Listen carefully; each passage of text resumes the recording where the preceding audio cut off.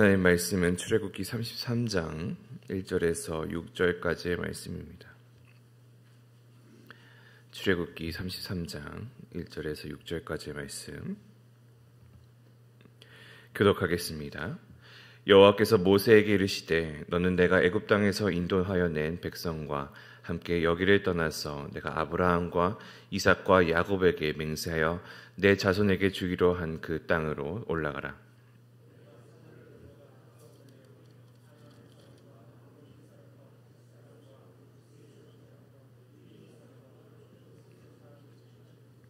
너희를 젖과 꿀이 흐르는 땅에 이르게 하려니와 나는 너희와 함께 올라가지 아니하리니 너희는 목이 곧은 백성인즉 내가 길에서 너희를 진멸할까 염려함이니이다 하니니.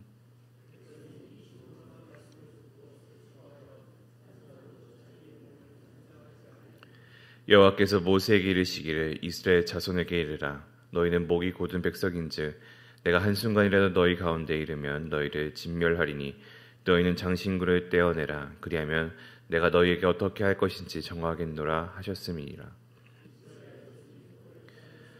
그들의 장신구를 떼어내니라. 아멘. 오늘의 본문은 출애굽 사건 이후에 금송아지 사건으로 하나님께 큰 죄를 범한 이스라엘의 모습, 바로 다음 이야기라고 할 수 있습니다. 하나님께서는 이스라엘을 진멸하실 수 있었으나 모세의 만류를 통하여서 이를 벗어날 수 있게 되었죠.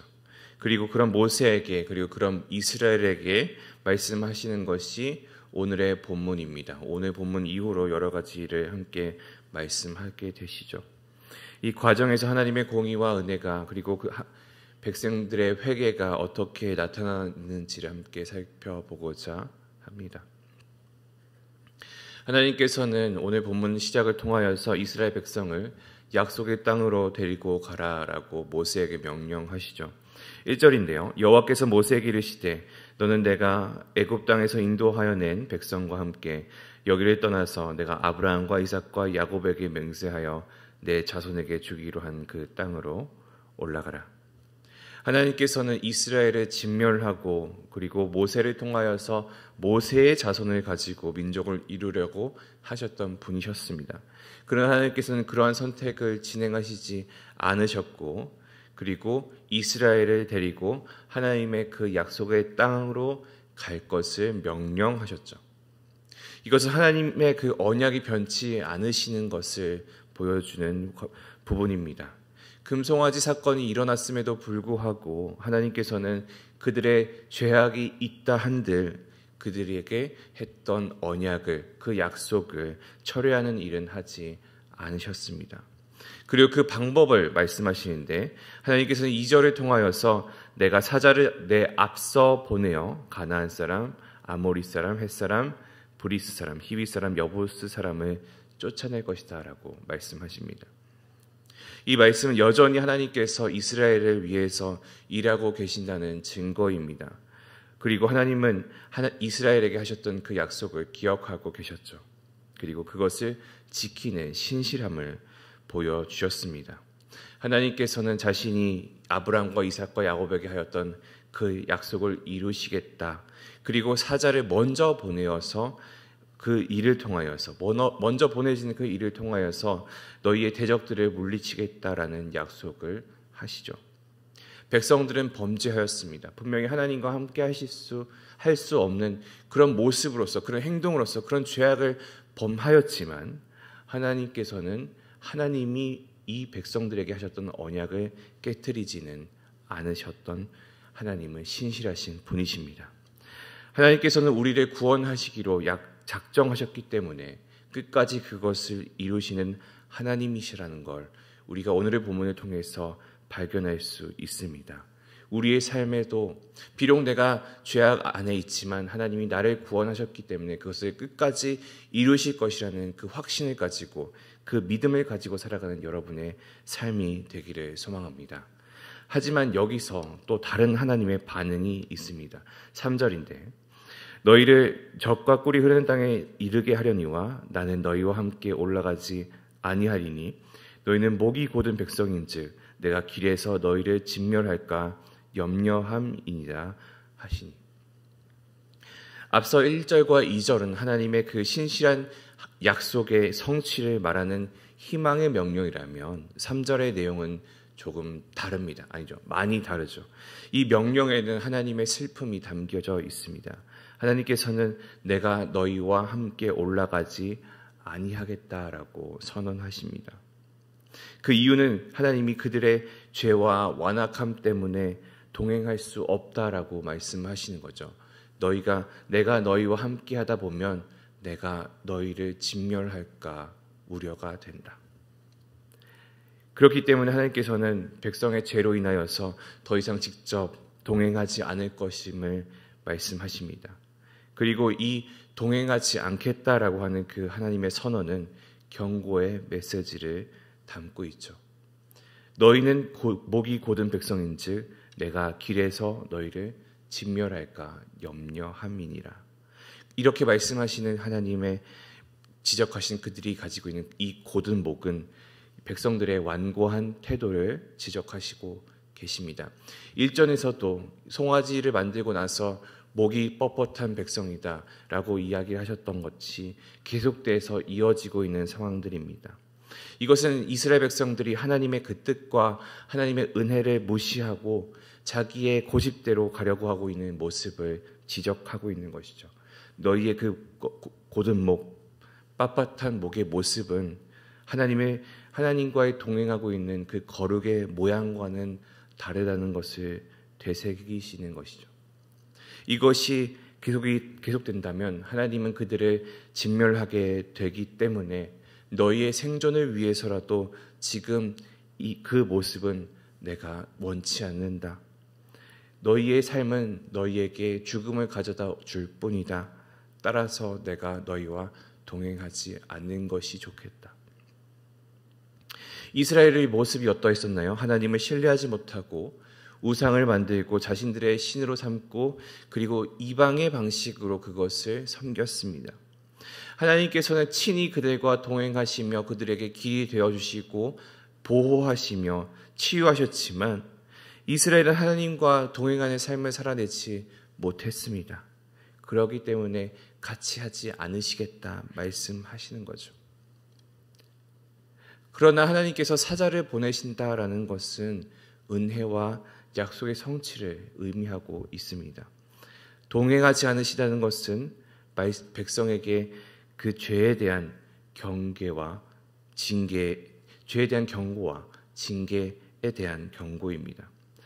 다시 말해서 하나님께서는 백성에게 언약을 이루시는 은혜를 베푸시지만 동시에 그들의 죄로 인하여서 온전한 임재를 허락하시지는 않으시는 거죠.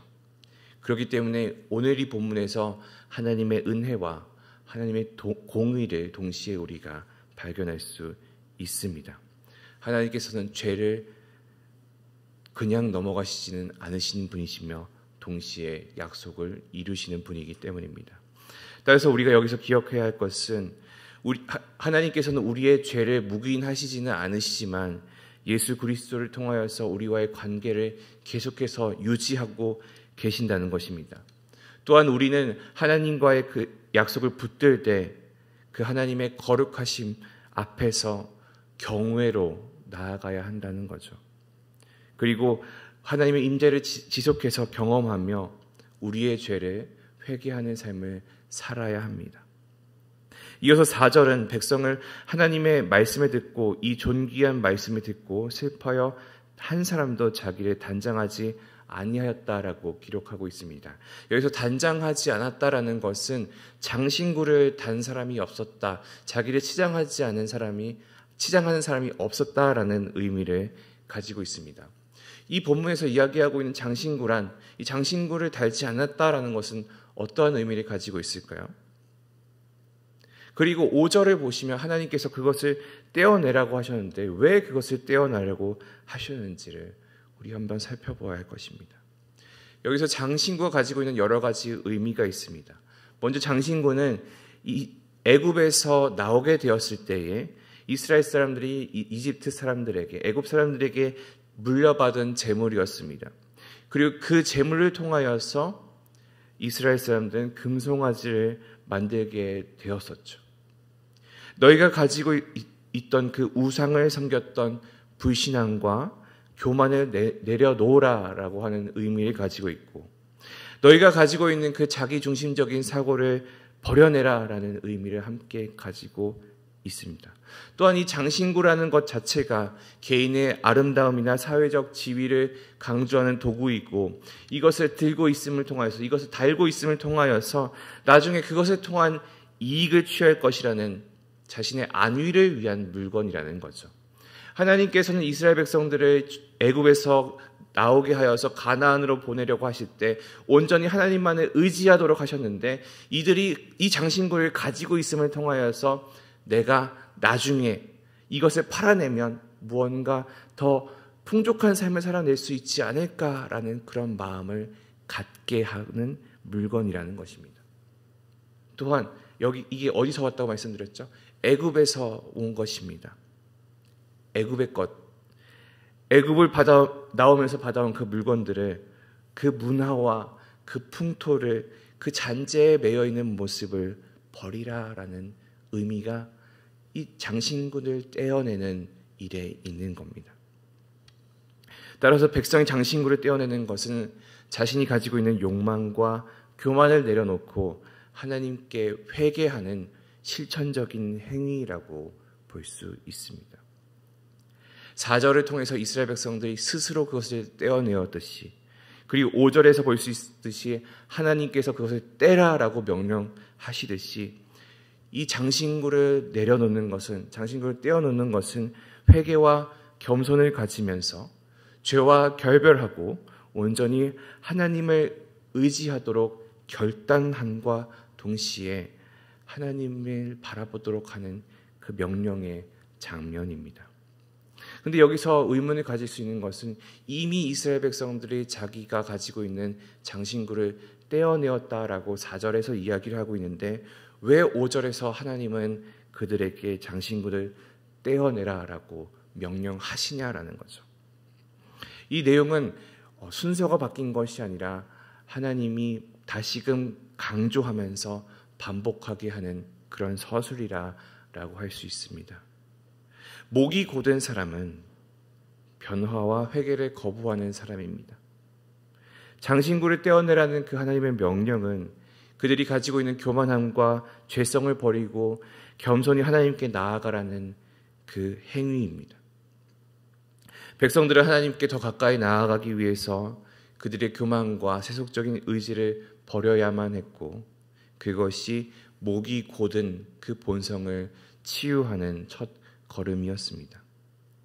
우리도 마찬가지로 우리의 삶 안에서 나타나고 있는 우리의 교만과 우리의 의지를 내려놓아야 할 것입니다. 우리가 의지하고 있는 이 세상에 많은 장신구들이 있습니다. 그것을 떼어내어 놓아야만, 그것을 버려두어야만 우리가 온전한 하나님의 임재 안에서 살아갈 수 있는 주님의 거룩한 백성이 될 줄 믿습니다. 말씀 맺기 원합니다. 하나님의 언약은 변화하지 않습니다. 금송아지 사건에도 불구하고 하나님께서는 이스라엘을 그 애굽에서 약속의 땅으로 인도하시죠. 그리고 이것은 하나님의 그 언약이, 하나님의 약속이 변하지 않은 것을 보여주고 있습니다. 우리가 비록 연약하지만, 우리가 죄를 짓고 있지만, 그럼에도 불구하고 하나님은 우리를 향한 그 신실하심을 멈추지 않으시는 것을 믿기 원합니다. 분명히 우리의 삶은 때로는 하나님의 뜻을 거스르고 죄를 범할 때가 있지만, 하나님이 우리를 포기하지 않으시고 우리를 향한 하나님의 사랑과 계획을 끝까지 이루시는 것을 우리가 믿으며 그 신실하신 하나님을 붙잡고 사는 오늘 하루가 되기를 원합니다. 그러나 여기서 우리가 기억해야 될 것은, 하나님은 죄를 용납하시지 않으시는 분이라는 겁니다. 하나님은 거룩한 분이시라는 겁니다. 거룩하신 하나님은 죄를 용납하지 않으시고, 그러기에 이 이스라엘 백성들이 가지고 있었던 우상 숭배로 인한 그 완악함을 하나님은 결코 동행하실 수 없으셨습니다. 우리의 삶에서도 마찬가지입니다. 우리가 우리의 죄로 인하여서 우리가 하나님과 그 관계를 단절시키고자 한다면, 우리는 결코 하나님과 함께할 수 없고 하나님과의 그 거리가 점점 멀어질 수밖에 없는 것이죠. 그러기에 우리의 삶에서 우리의 마음속에 죄가 자리 잡지 않도록 매일같이 하나님 앞에 회개함으로 나아가며 하나님의 그 거룩하심을 존중하며 살아가는 삶이 오늘의 삶을 통하여서 드러나기를 소망합니다. 마지막 우리의 장신구를 떼어내기를 원합니다. 장신구란 이 교만과 세속적인 집착과 우상 숭배를 만들어내고 그것을 의미하고 그것을 상징합니다. 백성들이 장신구를 떼어내었다는 것은 자신들의 죄와 과거를 회개하고 하나님 앞에 새롭게 나아가겠다는 그 결단을 의미하고 있습니다. 우리도 우리의 삶에 드러나고 있는 이러한 장신구들을 내려놓아야 할 것입니다. 우리가 가지고 있는 욕망, 우리가 가지고 있는 세속적인 집착, 하나님보다 더 앞세우고 있는 그 우상들을 버리고 겸손히 하나님 앞에 나아갈 때에 하나님은 우리와 동행하시고 우리를 새롭게 하실 줄 믿습니다. 우리의 삶은 이 목이 뻣뻣한, 목이 곧은 백성과 같습니다. 때로는 우리가 하나님 앞에 죄를 짓고 하나님의 뜻을 거스르고 세상의 욕망에 따라 살아가고 있지만 우리 하나님은 우리를 끝까지 붙드시고 그 약속을 이루시는 분이십니다. 따라서 우리가 오늘 이 시간 하나님 앞에 기도하며 나아갈 때에 주님, 내가 세상의 것을 내려놓고 하나님 앞에 겸손하게 나아가기를 소망합니다. 하나님, 우리를 새롭게 하여 주시고 나의 삶에서 동행함이 드러나도록 주님 인도하여 주시옵소서. 그런 마음으로 또한 진실한 회개의 마음으로 오늘 하루를 살아가는 우리 온사랑교회 성도들 되기를 소망합니다. 함께 기도하겠습니다. 사랑과 은혜가 풍성하신 아버지 하나님, 이 시간 우리의 교만과 죄를 내려놓고 하나님 앞에 진실한 마음으로 회개의 마음으로 나아가기를 소망합니다. 주님, 주님의 은혜와 신실함을 신뢰하게 하여 주시고 우리의 삶을 온전히 하나님 앞에 맡기어 내 속에 있는 그 장신구들을 내려놓고 주님을 바라보며 주님과 동행하는 우리의 삶이 되도록 인도하여 주시옵소서. 주님의 신실한 은혜를 따라서 그 구원의 계획을 따라서 살아가는 우리의 삶이 되게 하여 주시고 온전히 주님과 동행하는 우리 모든 주님의 백성들 되게 하여 주시옵소서. 감사드리며 살아계신 예수 그리스도의 이름으로 기도합니다. 아멘.